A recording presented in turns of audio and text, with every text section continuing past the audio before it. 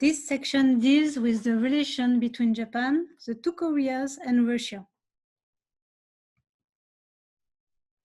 The three relations have been uneasy, marked by historical and territorial disputes. Therefore, domestic factors and nationalism played an important role. In the relations with the two Koreas, historical resentment is strong. The Korean Peninsula was under Japanese colonization for 35 years, from 1910 to 1945. Korea still considers that it did not receive an adequate compensation or reparation for wartime labor and for the so-called comfort women. The comfort women were Korean women who were enrolled as prostitutes for the Japanese Imperial Army.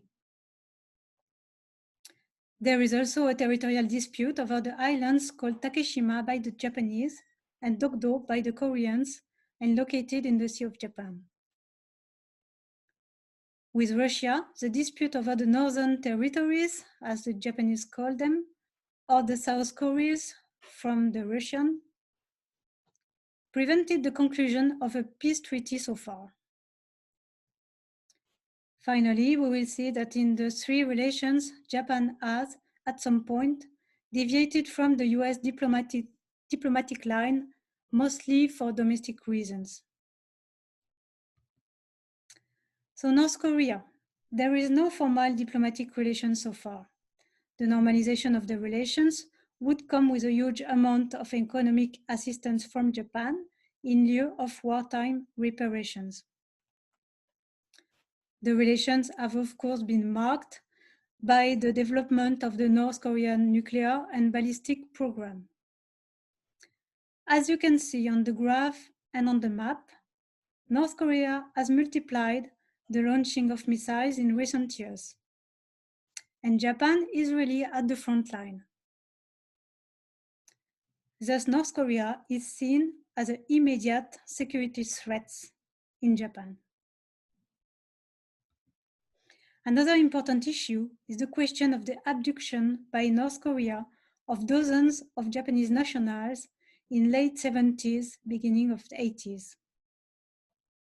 17 cases have been documented so far. Some of the victims were abducted to teach Japanese languages to North Korean spies.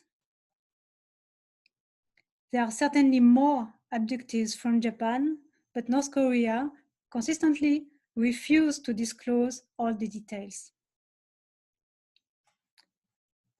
In 2002 and 2004, the Prime Minister Koizumi traveled twice to Pyongyang to meet with Kim Jong-il. He returned to Japan with 5 abductees and their families. This was a great diplomatic success. This issue is very emotional, and Tokyo makes it a priority in its relation with North Korea, even before the nuclear issue. That's why, even if Tokyo has participated in various frameworks regarding the denuclearization, it did not play a central role. With Donald Trump deciding to meet with Kim Jong-un back in 2018, without prior consultation with Japan, Tokyo has been further marginalized. With South Korea, the normalization of relations happened in 1965, and Japan became an important provider of economic aid. Tokyo also soon became the first trading partner of Seoul. However, the political relations remain complicated because of the historical issues regarding the colonization and war, as well as the territorial dispute. Since last year, Japan and South Korea imposed economic sanctions to each other, reflecting the tense atmosphere in the relationship. Despite the tensions, Japan and South Korea are both allied to the US and have strengthened their security cooperation in recent years. Washington played an important role to press its allies to come to an agreement that was supposed to settle the comfort woman issue in 2015. This agreement allowed for an expanded military cooperation in front of North Korea with the signing of the GSOMIA in 2016, the GSOMIA being an intelligence sharing pact.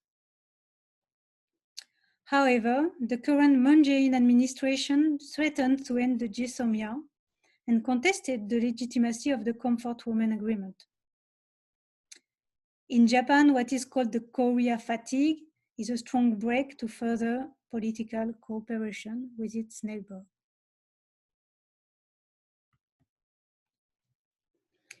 With Russia, the territorial issue has prevented the signature of a peace treaty so far.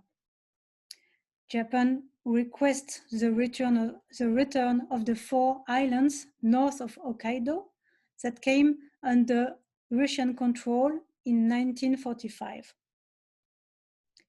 The normalization of the relations happened in 1956, and since then the relations have been marked by many attempts to solve this delicate issue. The negotiation process significantly accelerated under Shinzo Abe. Abe met up with Putin dozens of times to build trust and reach a breakthrough. His approach was based on providing more economic cooperation to Russia as a kind of gesture of goodwill to favor a political deal. Abe's efforts were meant to get the islands back, of course, but also more strategically to get closer to Russia and prevent the buildup of a Sino-Russian front vis-à-vis Tokyo.